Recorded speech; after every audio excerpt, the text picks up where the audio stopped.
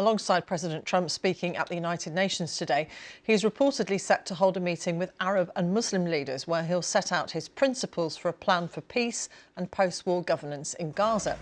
Meanwhile, Israel's ground offensive continues as it looks to fully occupy Gaza City, with residents continuing to be evacuated. Medical sources in the territory say at least 29 people were killed by Israeli forces on Monday. So what local journalists are saying is that since dawn there has been a heavy Israeli bombardment. That's in terms of airstrikes and also artillery shelling. They say that there is smoke billowing in the sky and the constant sound of drones overhead. Israeli armoured vehicles are said to have pushed into new positions really in the heart of Gaza City, close to the main UNRWA headquarters, close to the Islamic University there as well, around the Jordanian Field Hospital, which is to the south. That field hospital is now being closed and relocated to the south, and officials in the Hamas-run health ministry say that 2 other hospitals, including one that was treating sick and wounded children, have also been forced to close due to the Israeli bombardment. We have been hearing reports of people having been killed in the old city of Gaza, in beach camp there as well, and also from a freelance journalist who's working with us in the south of the Gaza Strip, saying that there have been people killed. He has witnessed the funerals for them, including for a man who was killed while trying to get flour from an aid site.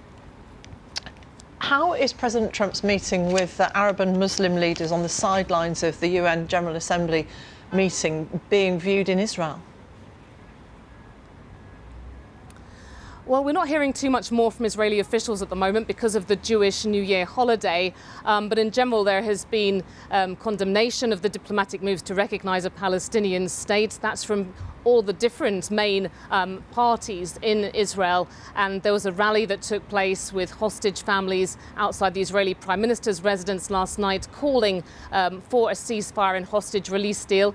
A lot of interest in what might happen as a result of this meeting later. The White House has given very few details, saying only that President Trump, after he gives his address to the UN General Assembly, he is supposed to meet with these Arab leaders and senior officials, officials from majority Muslim countries as well, saying that this really is expected to be where he lays out his plan for post-war governance of Gaza. There are reports in the US news site Axios which say that these will be the most concrete proposals from President Trump to date, quoting unnamed US and Arab officials, saying that he'll be looking to these different countries really to give troops for a post-war peacekeeping force in the Gaza Strip, and for money as well, so that will pay for transition and also ultimately for reconstruction.